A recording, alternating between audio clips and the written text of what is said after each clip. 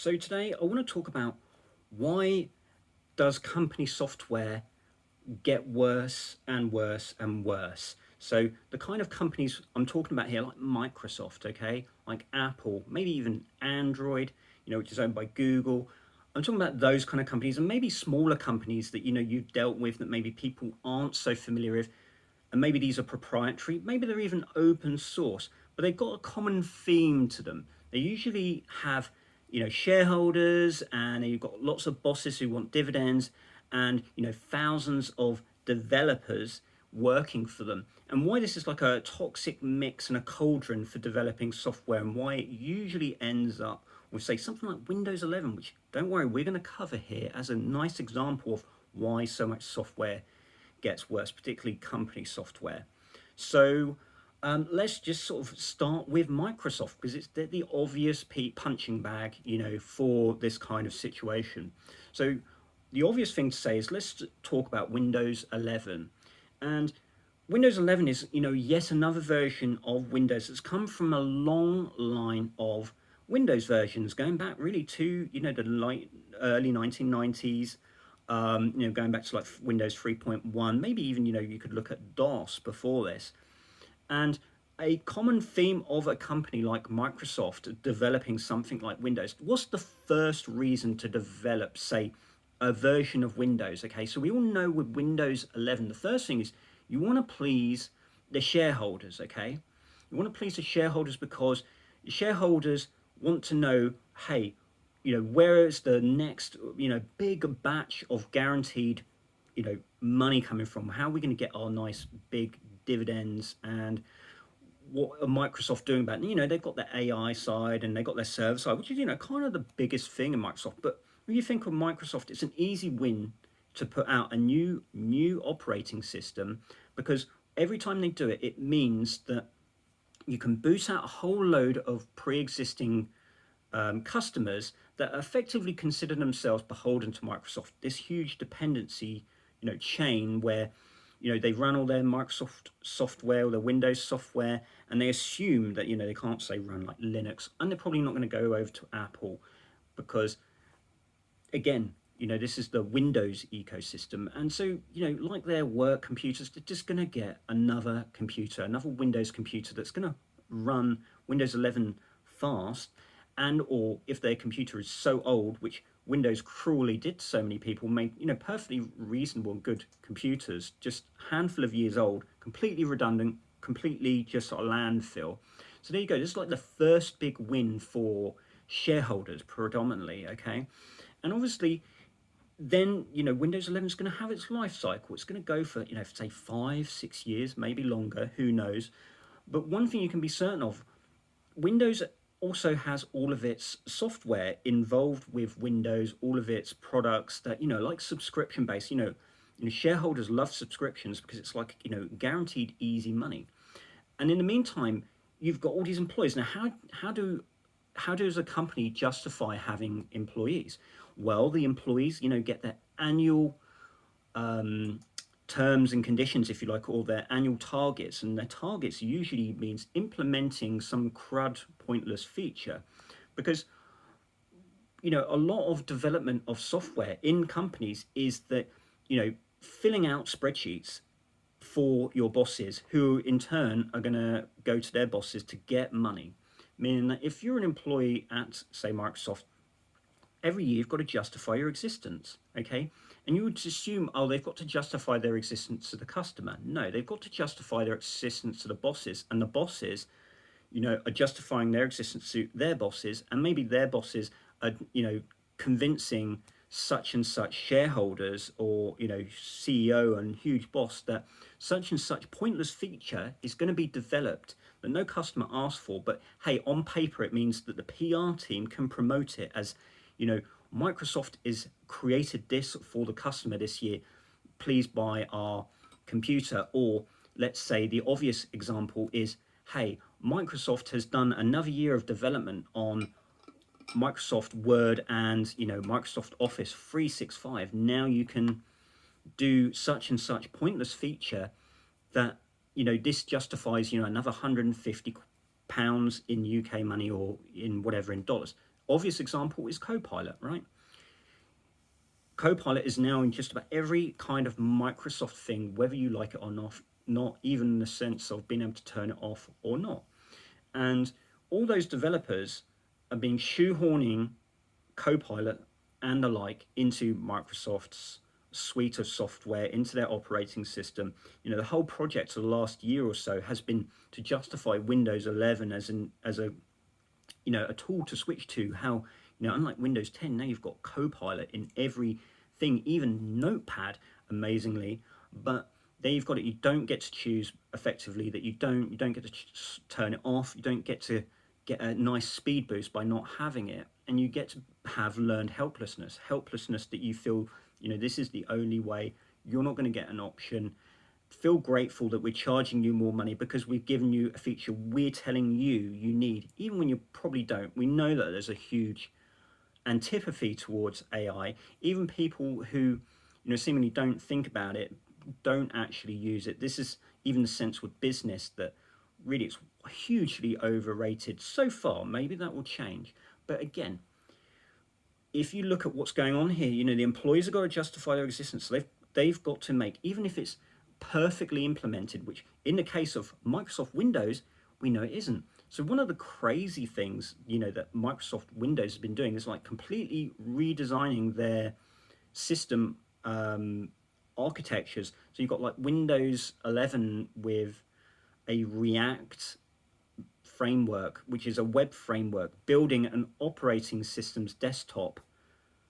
The start menu is built in React. I mean, it's just like crazy, and it's why it doesn't work. And Microsoft, interestingly, did admit that their whole system is broken, which is extraordinary. Now, I think they said it because they got to maybe fess up, and they got to give their employees another year of trying to fix these things. But they've got to obviously justify how you're going to pay for your next year of Microsoft 365, and oh, look how great we've ironed out all these bugs. Windows 11 is perfect now, even though it doesn't hold a candle to even the worst Linux distribution. But hey, they got their whole chain of justification.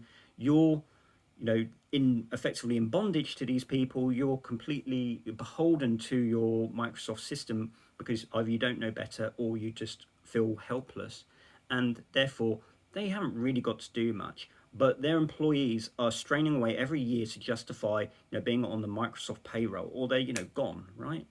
Huge layoffs in tech have happened in recent years, and I understand it. All these developers feel under pressure to make crud, make junk, make trash for their operating systems or their software.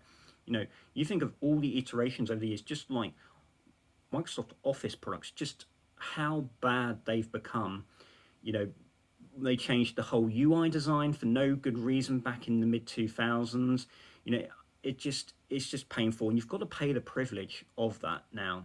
But hey, this is a well-known situation in so many companies. So that was just Microsoft Windows example. So if you think of like Apple is an interesting one because Apple's like brand power. Okay, if you're a brand power company, you can effectively even like do adverts, PR adverts, where you don't even have to explain or prove or describe what the product is. You just have to put that Apple logo and some kind of visual element, and people will go and buy it. But there's been a bit of pushback here and there. Sometimes, good grace and brand power does begin to fade, and even in small ways. So Omarchy Linux, which is on the Linux desktop, relatively kind of exploded late last year because a famous developer who's just had enough of Apple and their operating system, where again Apple employees have to justify their existence, so they have to come up with even the worst user interface elements, even the worst design ideas, because each year they've got to justify their existence. They could have made 10 years ago the perfect UI, 5 years ago the perfect UI. It doesn't matter, because that's not how these companies think. That's not how they run. Every annual year has to be some justification for good or bad in the operating system, in the user interface, in the desktop environment, let's say. Now, this can happen even in like smaller companies. Say, like, if you've ever worked for a business, okay, how many times have you dealt with, say, some kind of software or driver even, where you'll use something for 5 years and it will have no changes, it just works. It might not be perfect, but you just use it. Maybe the company pays an annual license, and then obviously the company that gets the annual license, maybe they feel a bit itchy. Maybe their sales figures for 1 year doesn't feel good, because one thing with company software to, say, business is a huge irony here, because they're the other extreme ends, where a lot of software is just like maintenance mode. Okay, so some of it's like antiquated, but companies like the antiquatedness of it, and they're willing to just continue to pay money because they know it makes them money, because it's what they use for their operations, let's say. But it doesn't change. They know it doesn't break. They're not going to have downtime.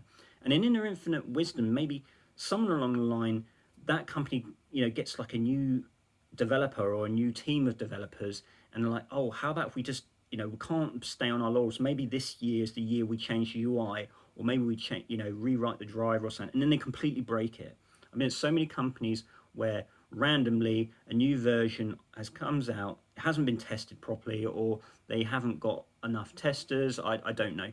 It just breaks and it causes all kinds of upset. It's the biggest irony of all. You've got the extreme of, say, Microsoft, where everybody's beholden, companies who on the face of it are beholden, and just want things to work, because it's not about flashy buttons, right? It's not about showing off necessarily, until some, again, developer feels like he has to justify, goes to the headboard, oh, it'll be fine, don't worry, I'm not going to break anything, it'll be fine, and then they break everything, and then maybe that person gets fired. I don't know, but you've probably seen these two extremes. Okay, so what I'm getting at here is, again, companies who have and run and own software, particularly proprietary, are beholden to the environment they operate in, which is, a capitalist environment, okay?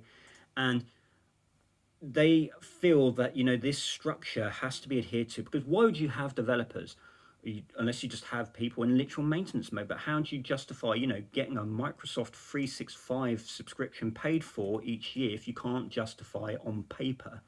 Now, all of us probably know that, people are just going to pay this, right? People just pay it. But, there are competitors. You've got Google's free suite, obviously got a business suite of, Office applications and so forth.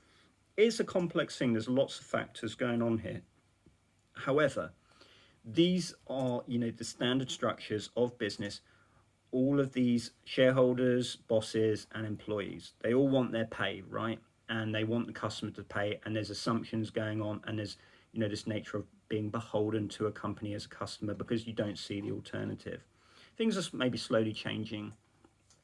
But I also want to drill down into a finer point, which is, this is also in like the personal computing side of things, why personal computing has been, a huge design mistake for 40 years. Because one of the biggest issues for, say, a company like Microsoft and Apple is, anytime you introduce graphic user interfaces as elements, if you like, into the operating system, that means that each year you've got to create new flashing buttons, flashing lights. Doesn't mean you get any better productivity, doesn't mean you get any better stability, usability, accessibility, etc.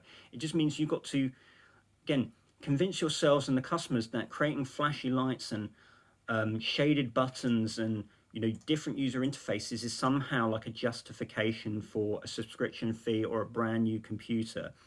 But this is, again, how they think, and it's the the easiest win for companies like that, because again, it looks flashy on their PR, right? It's easy to visually show, but it's the biggest setup for failure, because all of that dependency, even in like, forgetting the customer dependency on using it, if you're in a company and you've got to maintain all that garbage, all that trash, all those user interfaces, all those desktop environments, then you're just got drowning in a mountain of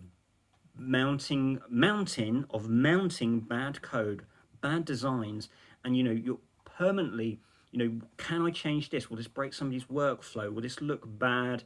This is built from legacy software. It's just by design, definition, I've talked about this course before, you can look at my videos. Desktop design is a disgrace because, you know, ever since going back to the early 80s, you know, particularly with the popularity of Apple, when, you know, the first Apple Lisa came out, personal computing was forever ruined by user interfaces, because a user interface is just a command line or a script or a binary running in the background to serve that user interface. And most and many things, with maybe some exceptions, but even the exceptions, I will probably digress, and there are reasons why, but I'm not going to go into that, are just superfluous user interfaces that need all this unnecessary resources, including the resources of the people having to make them, maintain it, and upgrade it, that runs just from the command line, simply, properly. Again, this is why TTYSH exists, because a lot of it is just to run a modern system, giving you modern functionality, but from the command line, from the TTY, and use it if I need to render graphics using the Linux frame buffer. Okay, so I hope that kind of explains what I'm talking about. And the great news, of course, for so many people is now Android is becoming, a lockdown system. So we're going to have more and more disappointment, more and more design disasters, I'm sure, with that. Because again, Android, owned by Google, each year have to justify, all their user interfaces. Particularly, I know obviously, other companies make their user interfaces, but just get it in your head. Companies exist not for, customer accessibility, usability, reliability. They exist to move money to shareholders, bosses to get their bonuses, and employees to pick up a paycheck. And they've all got to justify this flow of money every year, because that's their model, right? So there you go. I hope that explains why software is basically getting worse every year, particularly proprietary software. And just remember, personal computing, desktop environments has been a design disaster for 40 to 50 years now. But I've covered that in another video, so I'm not going to repeat it here. Anyway, yeah, let me know in the comments, your examples of this. I'm sure there are many small company examples and bigger company examples. But yeah, if you want good design, use TTYSH. I kind of said it unironically, but hey, I'm in a competition of none, or competition of one with myself, because I don't think there is quite anything like TTYSH. Anyway, how long is this video now? I don't know, it's gone quite on long enough. So let's leave it there, and well, no, first of all, you need to do your fake YouTube. You need to like, comment, subscribe, and give special thanks to the Patreons of the channel. That's Sean, HDX80 Nerd, and Soul. If you want to become a Patreon of the channel for some hot takes like this one, then hey, look at the description, it's all there, and I'll see you in the next one.